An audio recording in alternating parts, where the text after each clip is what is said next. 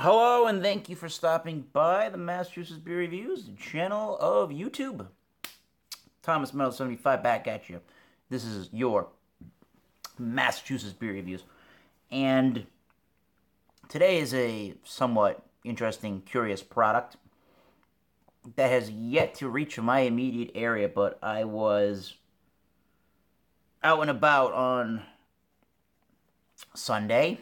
Was it Sunday? I believe it was. The last weekend of September 2018, and I found a six-pack of Pabst American Pale Ale from the Pabst Brewing Company, which is at this point in time, it says La Crosse, Wisconsin. I thought they had moved their headquarters to Los Angeles, California. It's got a lot code, so I have no clue what that means for dates. It was a six-pack of these 16-ounce pint cans, and it was a little over $10, so not the most stellar deal known to mankind. It's 5%. I believe it's 25 IBUs, and I think they're using Chinook, Liberty, and Centennial hops in this one. And this comes on the heels of their last discontinued beer, which was the Old Tankard Ale. That was a beer that Pabst had put out, what was it, the 20s or the 30s?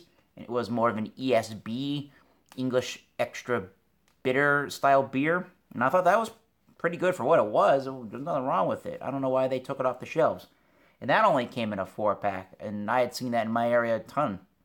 I don't remember how much that cost, but if you go on the Pabst Brewing Company website, they literally make no claims to this beer's existence, which is sort of strange.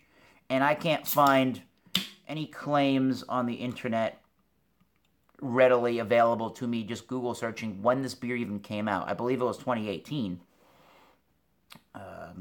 Tulipy glass. I believe it was 2018, so I don't even know precisely when. And if you want to get some information, it seems that distributors that are putting out Pabst Brewing Company beers, or that are distributing the Pabst Brewing Company beers, their websites say much more information than Pabst Brewing Company does. All their website says is they won the award in 2016 for the best large brewery in America. So, okay, sure. So here is the Pabst American Pale Ale, the APA. In a glass, you're definitely getting that coppery, somewhat opaque, see-through look to it with that off-white kind of tannish head. There is popping and fizzing, and there is a nice moderate amount of carbonation there. So it looks the part of a good pale ale, or like an amber ale. And there's definitely some fruity notes to it. There's definitely a grapefruit kind of a note. There's a sweet, toasty, biscuity, white bready kind of a note to it. Toffee and caramel malts. Maybe a touch of some resin hops, but not very much. It has way more nose than a normal Pabst Brewing Company beer or a standard adjunct lager would. And these are cool styles for a brand like Pabst Brewing Company to do, because actually, before workers were having one or two beers before they went back to work in the mines or wherever they were at lunch breaks, when they needed lower ABV beers and lower bodied and flavor beers so that they wouldn't get drunk on their work break, most of these companies, the classic American beer brands, had ales, something like this. So that's cool to see that these brands are trying to bring back some more classic beer styles before domestic lagers took over the world. So let's see if Pabst APA is any good live on camera. Cheers, and cheers to live Craig Swenson.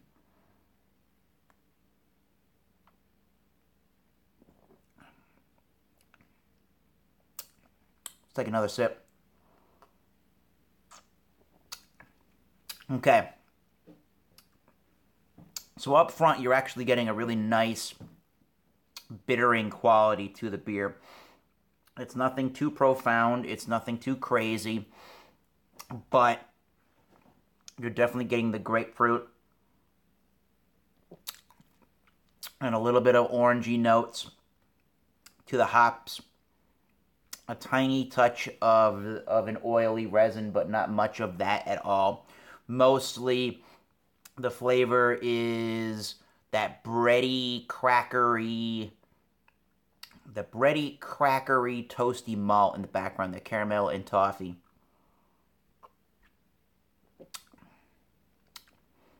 It kind of finishes very dry, but I'm getting a taste that's minerally or metallic-y or well water or like sucking on a copper penny, if you know what I mean, in taste. So not finishing strong, but it is fairly dry.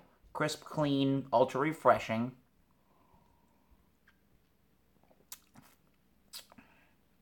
And I think to some people, this toasty malt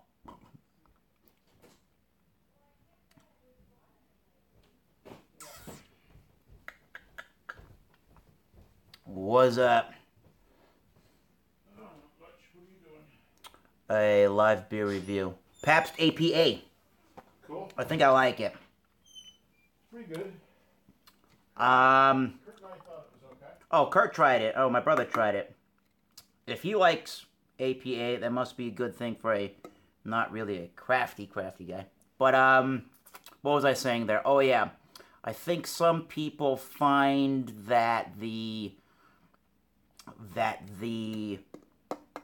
malts mixed with the hop kind of almost make it more like a British than an American pale ale, which I can understand that, but I think that this is a little more hopped than that to give it an American twist. But I understand where people come from on that. But anyways, got sidetracked there. But anyways, but I think it's still good regardless of that, or if you're trying to compare it to English versus American pale ales. But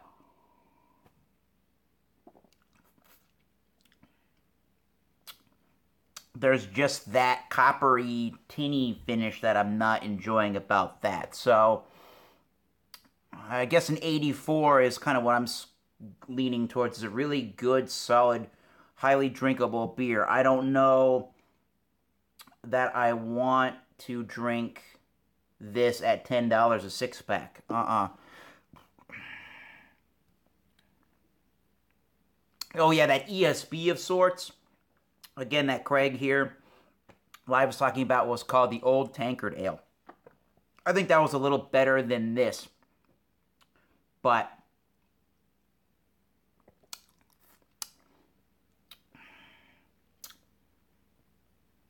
yeah, I was looking at some reviews online of some guys on, Untapped and Rate Beer and Beer Advocate.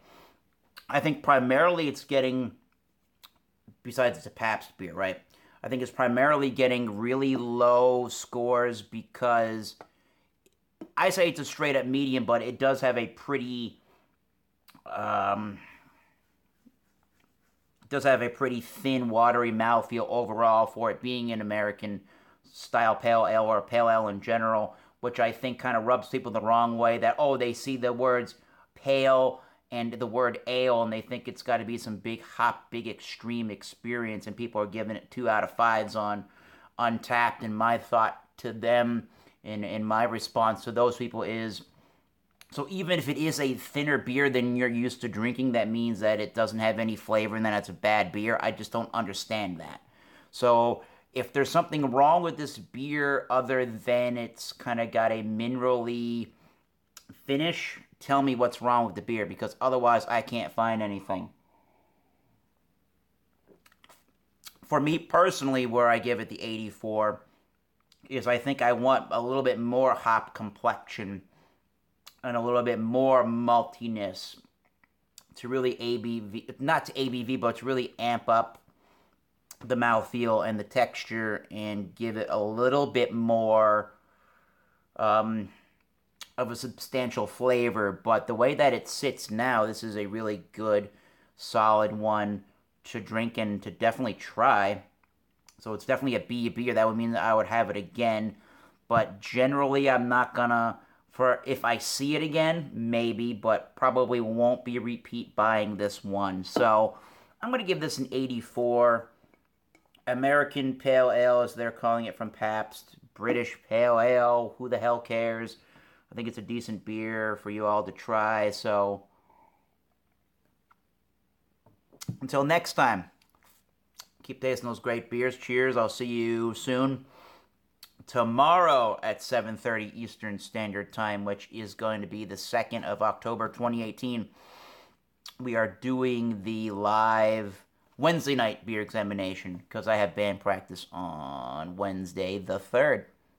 We have a show on the 7th, which is Sunday in October 2018, which is why we have to change this. And the topic is silly beers, silly beer names. So we're going to pick a beer, everybody that's got a silly name, and we're going to drink it. So 84 from Pabst APA. Cheers. We'll see you soon.